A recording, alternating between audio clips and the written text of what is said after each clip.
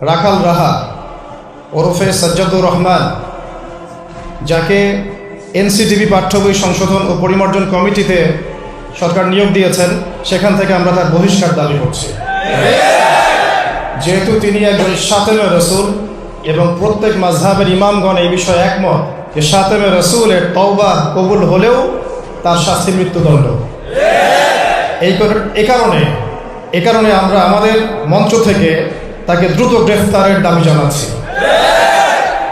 মহান আল্লাহ ও রাসূলুল্লাহ সাল্লাল্লাহু আলাইহি ওয়াসাল্লাম তার বিরুদ্ধে অশ্লীল কটূক্তির অপরাধে রাখাল রাহা ও সোহেল গালিবের বিরুদ্ধে কঠোর আইনগত ব্যবস্থা নিশ্চিত করতে হবে।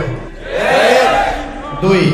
ধর্মীয় অবমাননা ও উস্কানিমূলক প্রচার রোধে বিশ্বব্যাপী বিদ্যমান আইন এবং আন্তর্জাতিক দৃষ্টান্ত পর্যালোচনা করে বাংলাদেশেও দৃঢ় ও কার্যকারী ব্লাসফেমি আইন প্রণয়ন করতে হবে। এই আইনের মাধ্যমে ধর্মীয় অবমাননার সকল ধরনের অপরাধের দৃষ্টান্তমূলক শাস্তি জনগণের সামনে নিশ্চিত করতে হবে।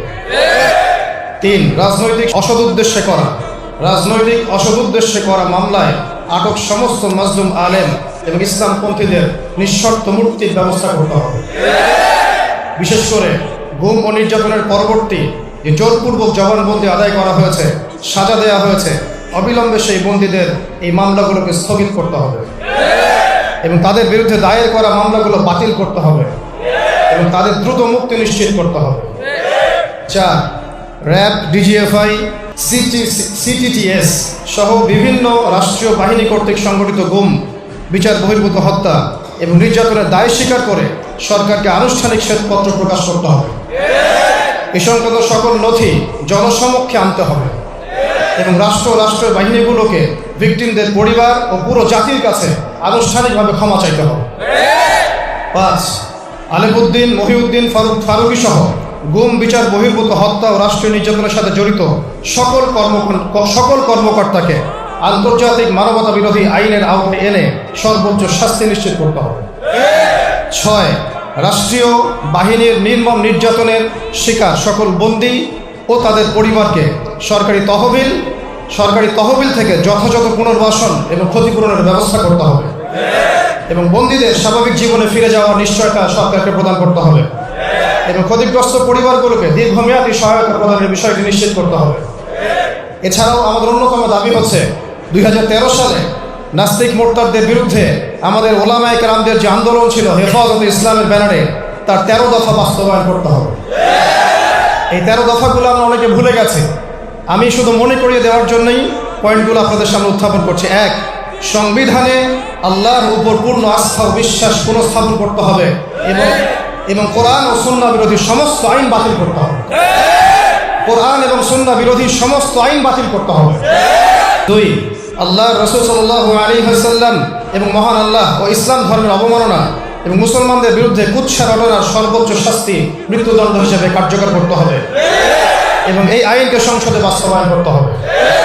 3. কথিত শাহবাগী আন্দোলনের নেতৃত্ব দানকারী স্বঘোষিত যারা নাস্তিক মোরতাদ এবং যারা প্রিয় নবী সাল্লাল্লাহু আলাইহি ওয়াসাল্লামের শানে কটূক্তি করেছিল, সেই ব্লগার এবং তাদের রেখে যাওয়ায় যে দোসরদের যে অপতৎপরতা, এগুলো বন্ধে কঠোর পদক্ষেপ এবং শাস্তিদানের ব্যবস্থা নিশ্চিত করতে হবে। 4.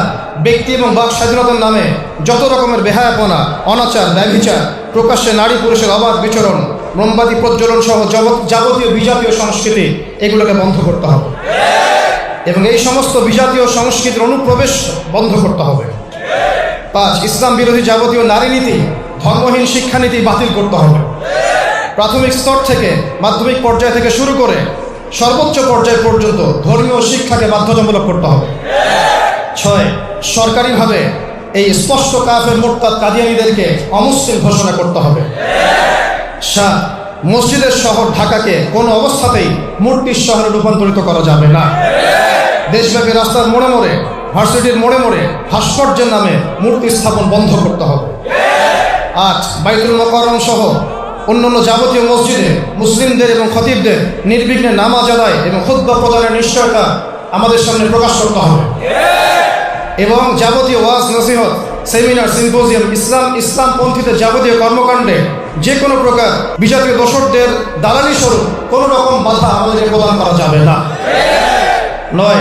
রেডিও টেলিভিশন সহ বিভিন্ন গণমাধ্যমে দাড়ি টুপি পাগড়ি জুব্বা ইত্যাদি ইসলামিক কৃষ্টি কালচার নিয়ে হাসি ঠাট্টা করা, নাটক সিনেমায় নেতিবাচক চরিত্র হিসেবে উপস্থাপন করা, ধর্মীয় লেবাস পোশাকের অভিনয়ে তরুণ প্রজন্মের মনে ইসলাম বিদ্বেষ তৈরি করার অপচেষ্টা বন্ধ করতে হবে। 10. পার্বত্য চট্টগ্রাম সহ দেশব্যাপী ইসলাম বিরোধী সমস্ত কর্মকাণ্ডে জড়িত এনজিও, খ্রিস্টান মিশনারি এবং ধর্মান্তরিতকারীদের সমস্ত অপতৎপরতা বন্ধ করতে হবে। 11. রাসূলুল্লাহ সাল্লাল্লাহু আলাইহি ওয়াসাল্লামের প্রেমিক, আশেক এবং তাওহীদের জনতা, ওলামায়ে কেরাম, মাদ্রাসার ছাত্র সকলের উপর যাবতীয় হামলা, মামলা, দমন, নির্বিচারে গুলিবর্ষণ, গণহত্যা বন্ধ করতে হবে। 12 নম্বর, সারা দেশের কওমি মাদ্রাসার ছাত্র শিক্ষক, ওলামা মাশায়েখ, মসজিদের ইমাম খতিবকে হুমকি ধামকি ভয়ভীতি ইত্যাদি বন্ধ করতে হবে। এবং 13 নম্বর দাবি ছিল কিছুটা এরকম: অবিলম্বে গ্রেপ্তারকৃত সমস্ত আলেম ওলামা, ছাত্র সমাজ, তাওহীদের জনতাকে মুক্তি প্রদানের ব্যবস্থা করতে হবে।